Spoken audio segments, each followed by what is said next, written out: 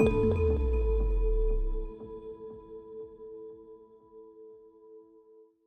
hi there, guys. As Shane said, we're splitting the day into two parts. So myself, Tristan and Stephen, we are going to talk about the year in review, what's happened in the last year. And I have to say that TAS hasn't been great in terms of its engagement, its communication, because there's lots happening. We just haven't really delivered those messages to you. And today is really a starting point to get you guys on the same journey as us. So really, do any of you guys know or would have an idea of the two key aspects and things that really we focus on at TAS, or the board focuses on? Any idea? Well, go. Security, yeah, but from a macro level. So security is absolutely one of them, and I would say that's a micro challenge. I would say there's two macro challenges that TAS has today. One is scale, and the other one is fit for purpose. Scale, because effectively if we don't grow, we can't do and deliver services that you guys want. The second thing is fit for purpose. Well, we've just heard about many apps coming into the market, new organizations, all those things that really challenges our environments. From a managed service perspective, we're seeing the same thing. So we're having public cloud. What does that mean to TAS? Are the services that we deliver today the right services for tomorrow? So the second part of the day is really getting you up to speed about what is we see the future of TAS, what we see the right services are. Keen to get your feedback because we don't have all the answers. This is obviously customer demand driven, and effectively trying to understand what you guys need. So let me figure out how this works. I'm hoping I'm pressing the right one. Yes. So there's two key challenges, and I said that already. One is scale and one is fit for purpose. But if we talk about the micro challenges, and a lot of the micro challenges are your challenges. So keeping up with the pace of change in both technology and banking. Well, we just had a 30 minutes presentation on that. But we need to consider also from a governance perspective, what does that mean? So now that APRA 234, what's the impact of that APRA 234 when we move from one of accountability for your directors for security, information security, to responsibility? What does that actually mean? And what is the role that TAS plays in that? So at TAS in the boardroom, given most of the board members are customers, this is front of mind. The other thing is, how do we maintain an environment? How do we keep it going of all the BAU stuff? And you guys feel the pain, and I understand and I know it. With a lot of the stuff going on that we have, how do we continue the BAU? How do we keep this ship running, keep those lights on? The other focus, and Michael, you said this is right, we need to have a laser-sharp focus on security. Because if we don't, TAS does not exist as a business. We're in a highly regulated market.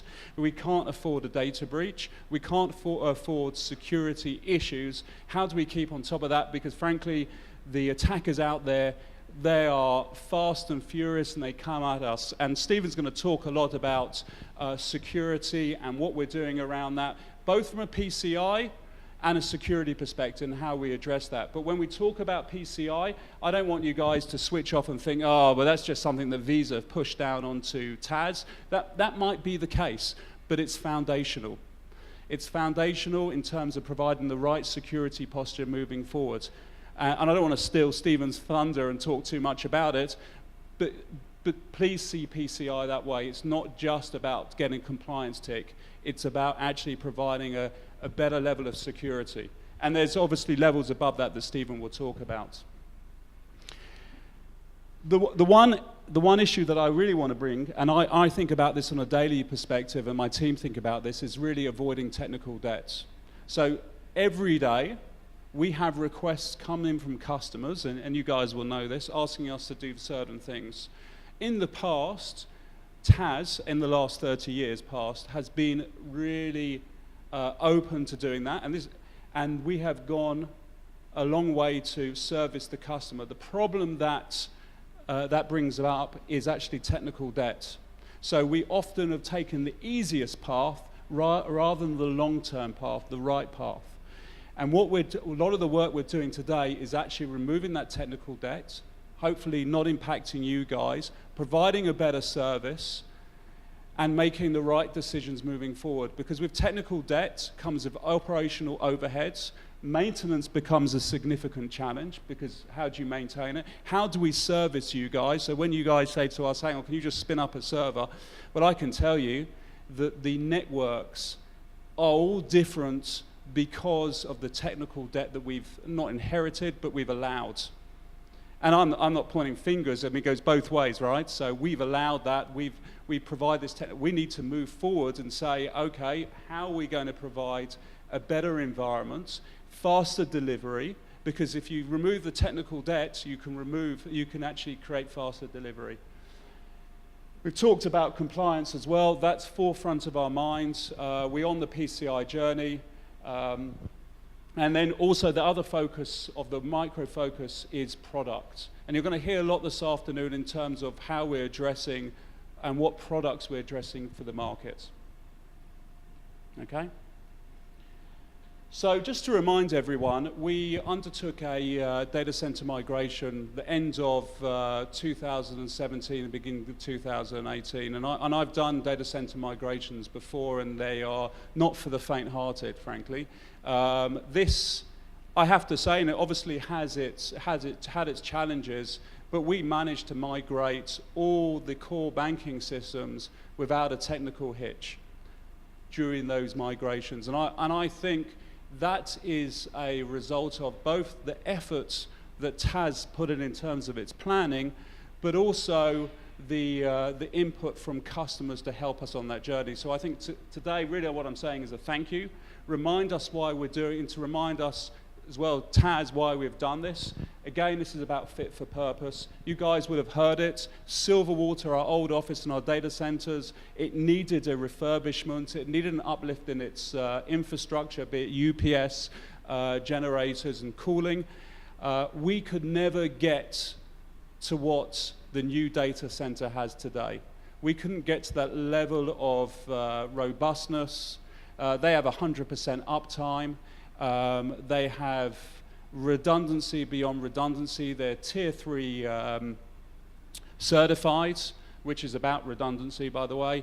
They have a security posture, which frankly, unless you go to Canberra, you don't see in New South Wales,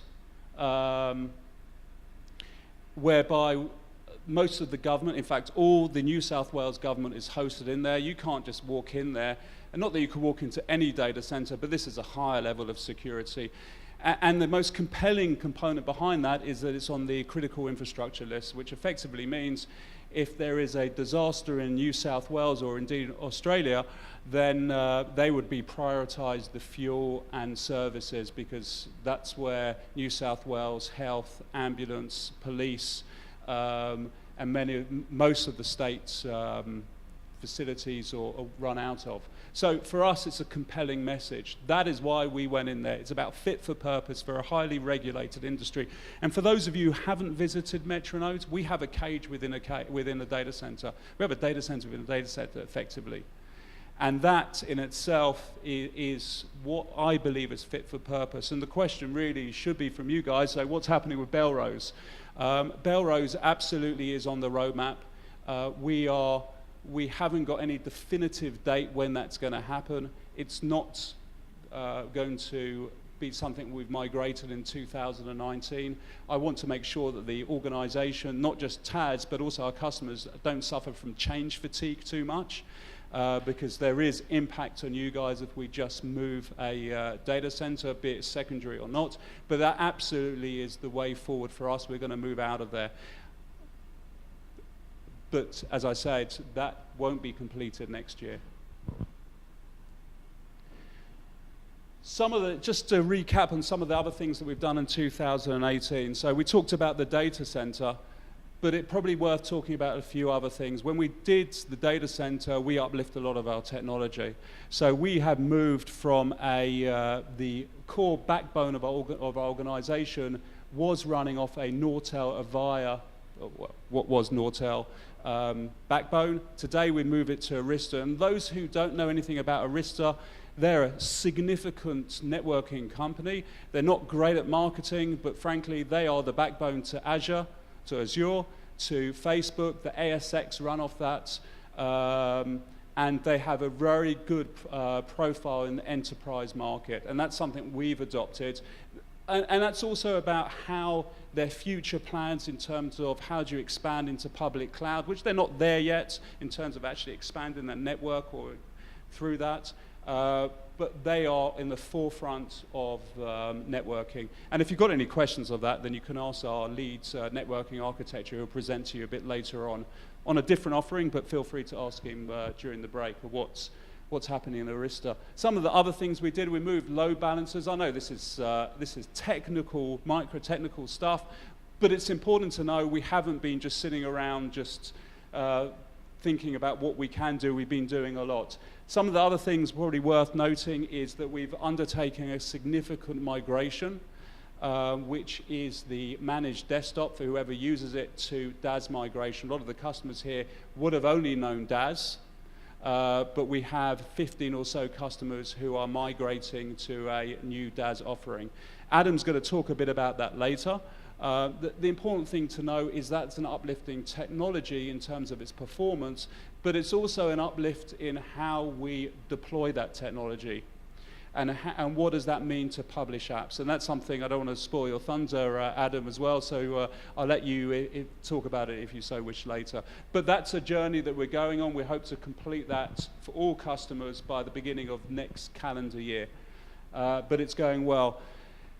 Notwithstanding that, we've been on this PCI journey, and that's obviously taken up a lot of our time. We're on track, and Stephen, as I said, mentioned it.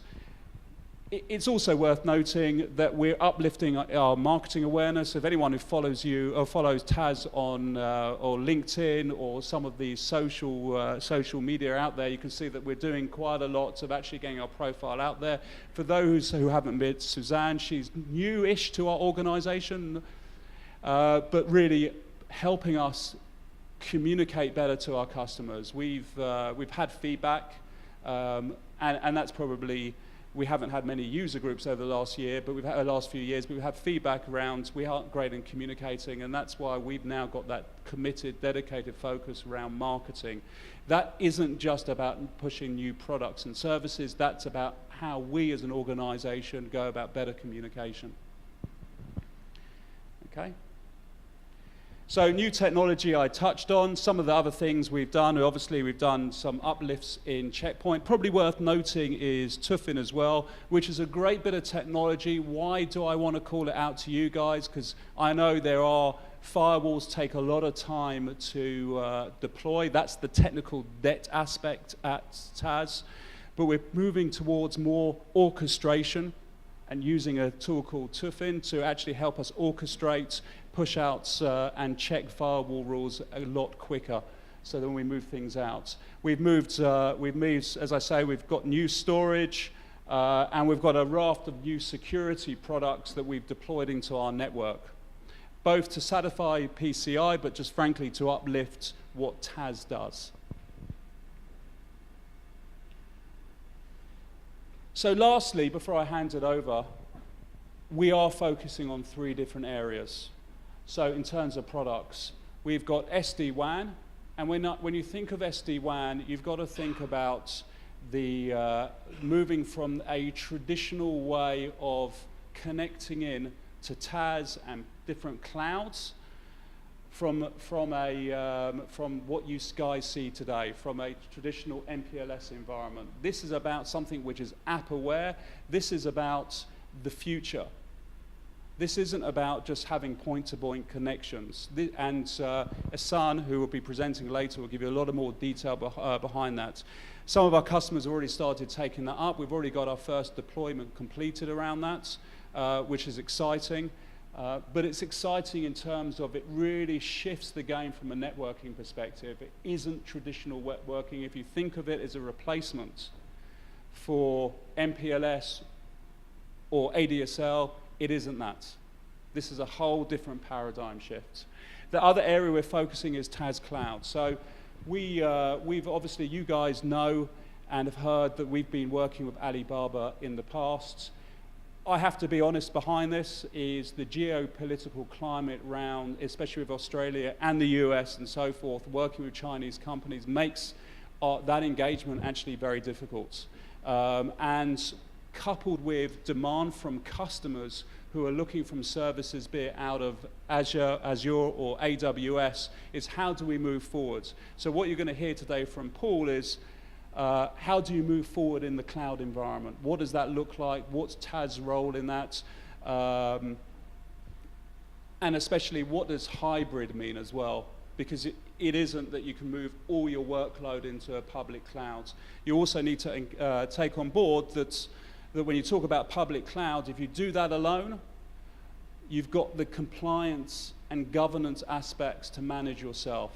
And that's whereas today you guys would get a IT assurance audit that TAS undertakes or Deloitte undertakes on TAS. If you work alone into the public cloud, that responsibility and those aspects really fall on you guys. So some considerations. We're going to talk about TAS security. That's the piece that Stephen's going to talk about a bit later. And that's it. Has anyone got any questions for me? Anything? We're going to touch on in a bit, we're going to go into a bit more deeper level about what we've done over the last years from a service delivery orchestration and service management perspective. We're going to touch on what we're doing around security in a bit more detail. Anything? Well, I'm available, obviously, throughout the day. Please come and speak to me. And yeah, so it's probably worth introducing you to Tristan. Before I do, am I running ahead of time? Am I good with time? I'm assuming I am. So Tristan came into the organization a year ago. So Tristan, as you'll meet him today, he worked at Qantas and he's worked at BHP as the global CSI manager. He's a world of experience and frankly has moved TAS on leaps and bounds in terms of how we look around service management, what orchestration looks like, what will automation look like in the future, and really challenging every process that we have in place because, again, what we need to remove is technical debt and streamline everything we do. And this is the role of Tristan organization. So let me introduce you, Tristan.